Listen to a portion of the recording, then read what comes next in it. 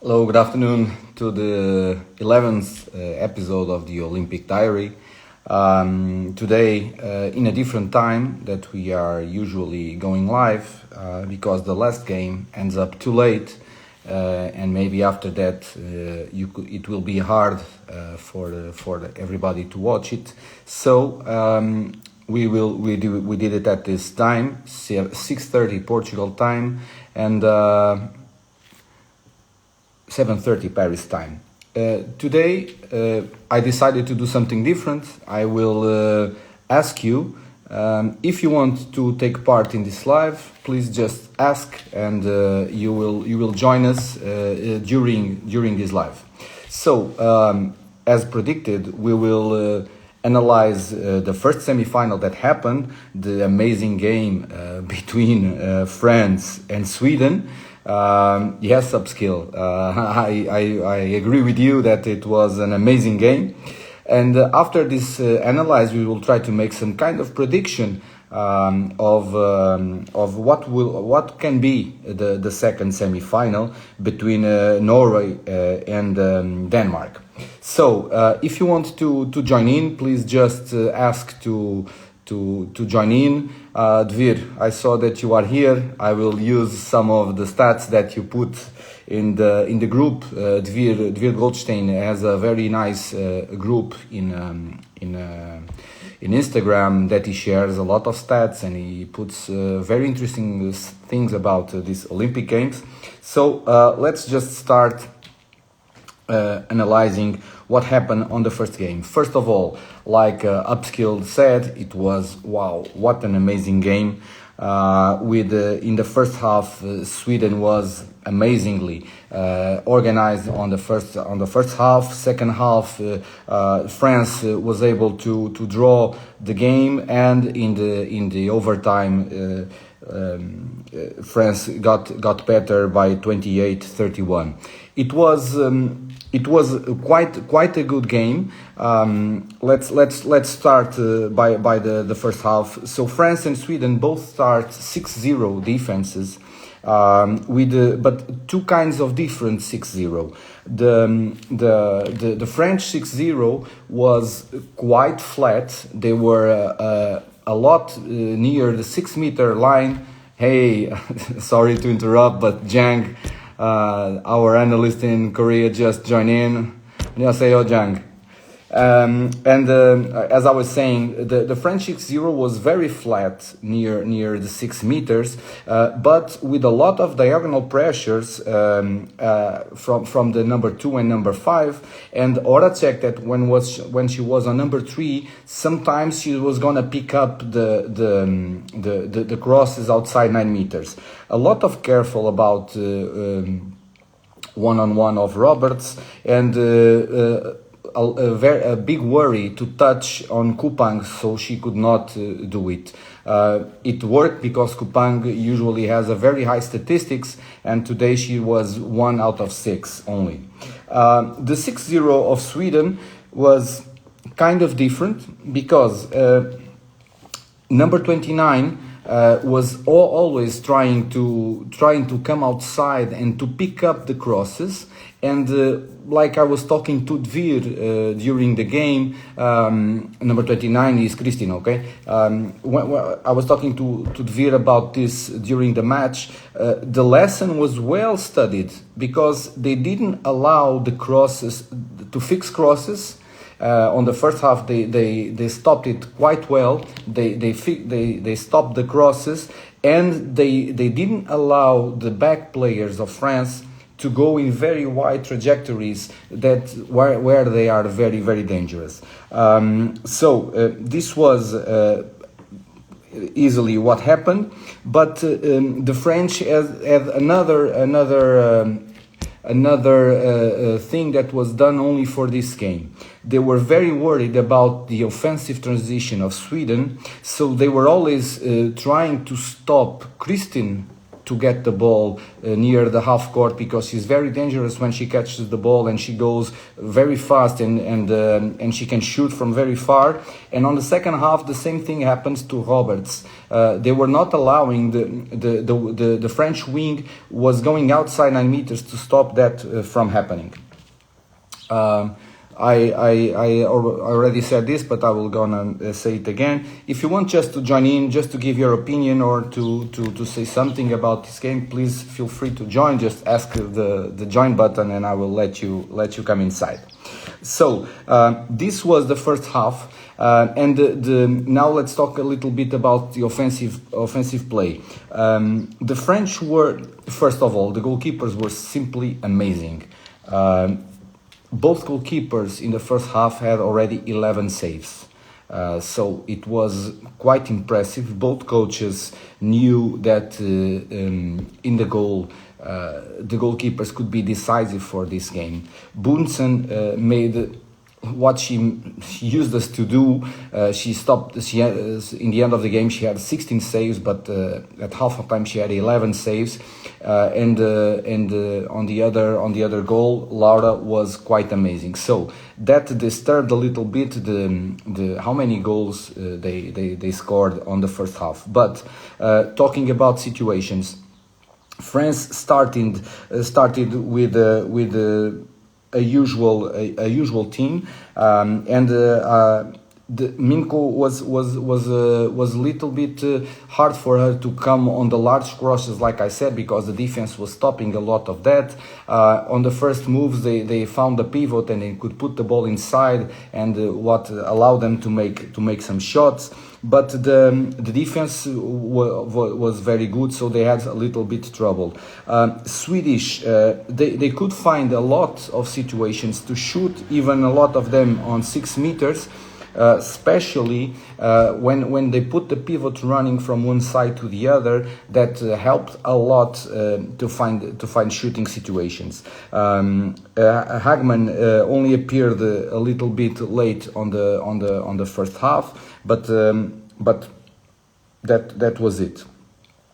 On the second half, it looked like a completely different game that we were watching, because Laura Gausser was going a little bit down on her statistics, and then the French coach put Sacco inside, and Sacco she started to go in and save 7 meters in a row from Agman, and then she stayed on the goal, and she was quite good. She ended up the game with 53% of efficiency. So the French start. Sacco got in at 45th minute. Sweden tried in the last 10 minutes. The Swedish team tried to attack 7 against 6. They scored 1 goal in 10 tries. That was maybe the game changer, because they could not score, and they let the French team get closer and closer and closer, and they were able to close the gap. Just a comment. I thought it was strange that in the end of the game, 60 minutes, the Swedish players did not shoot. They had 4 seconds to shoot, and they just stopped, and maybe they didn't. They were not there. It was clear that on the second half the Swedish team go a little bit down mentally, maybe because this last 10 minutes. Just a curiosity. Usually the Swedish team in the last 10 minutes they win the 3 partials that they have, from 45th to 50, 50 to 55, 55 to 60. The last 3 partials they usually win. In average, they win those 15 minutes by 1.3 goals, and today they lost by 5.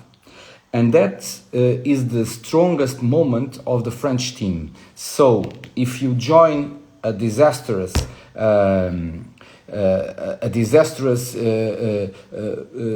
play, like they are not, it's not normal for them not to score. If you join that to the best period of the French team, the result was that. Here, woman handball is saying, I still can't believe they play 7 against 6 when it didn't work. The tactic is amazing, it's beautiful to watch, but today didn't work. And they should have stopped after 3 ties. Axner didn't want to stop. Yes, sometimes you think that, okay, the first time you miss, the second time you miss, and honestly, today was not the day for that. And Kupang was not on her best day, because if Kupang was like she was on the first games, that every time she jumped from 10 meters she scored, maybe it could open the gap. But they were putting 2 right backs and trying to go into the middle and to make large cross and to win advantage. They even put a right-handed there. But honestly, I must agree, because the numbers don't lie. 1 goal in 10 tries. Okay, and if you ask the Swedish coach now, do you think it was good? Of course, he will say it was not good. But yeah, moments of the game, sometimes even the coach has the right to do some mistakes. And today it happened.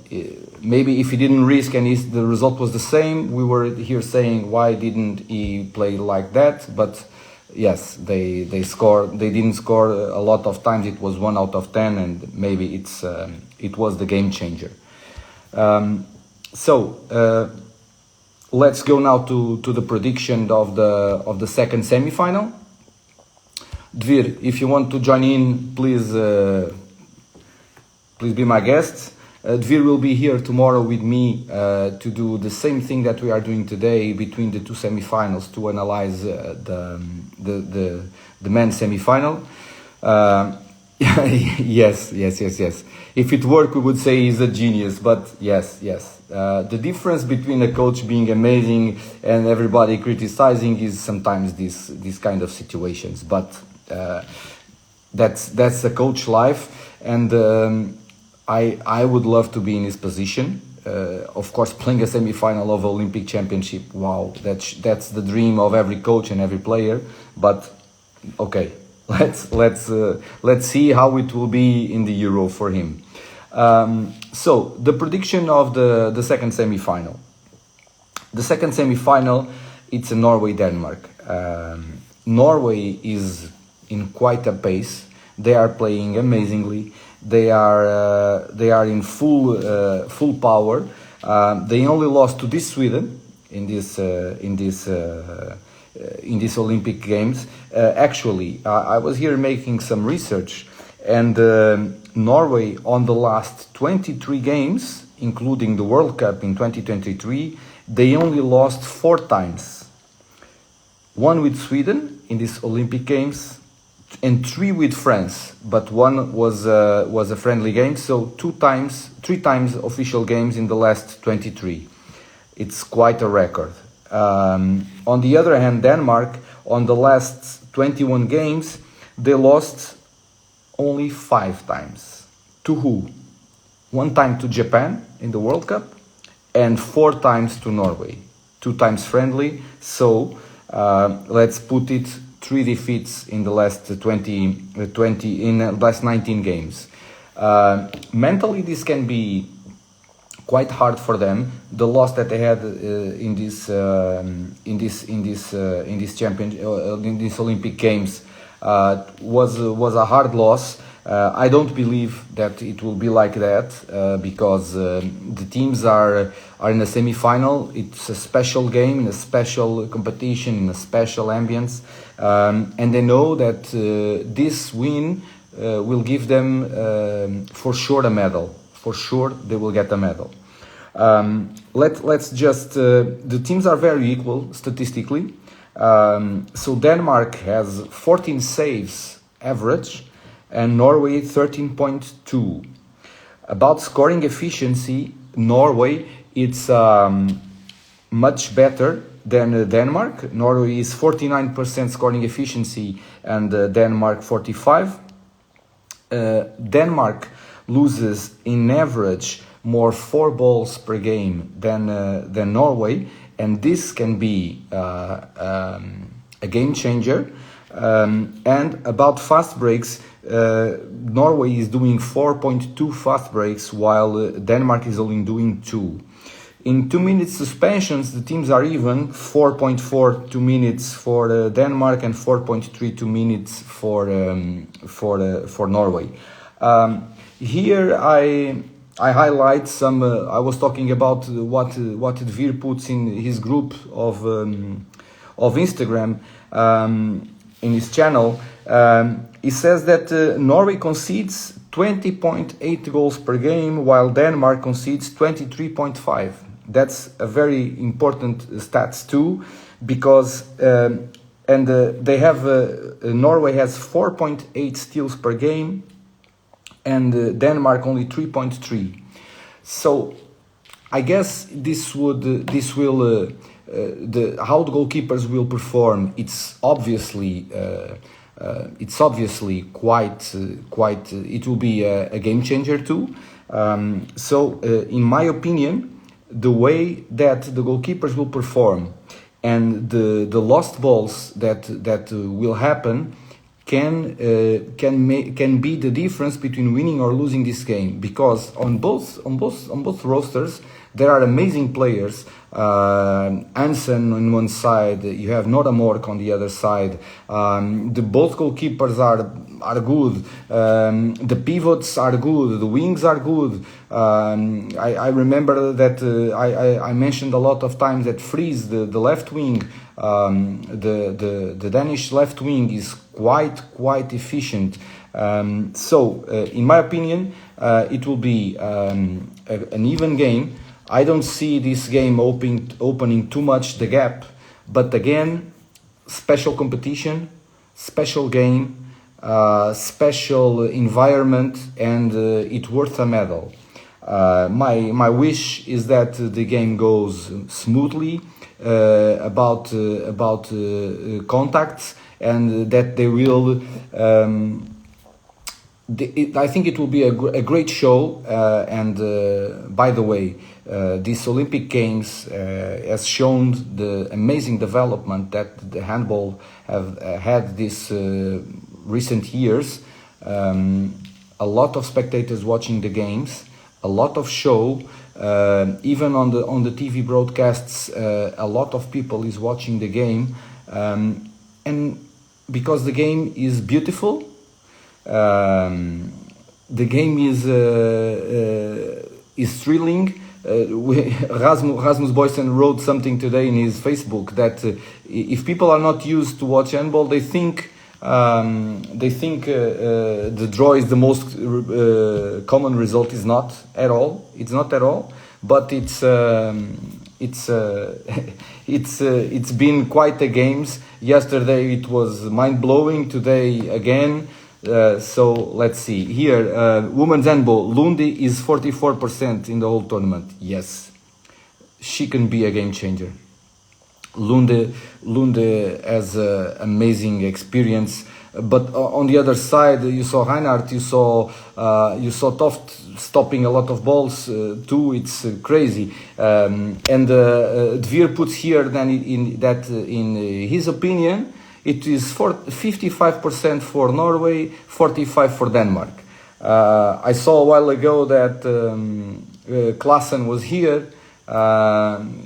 Maybe is a little bit sad about his Sweden. After Korea dropped down, of course he was cheering for Sweden. But let's see how it will work. I hope it will be an amazing game for us all to see.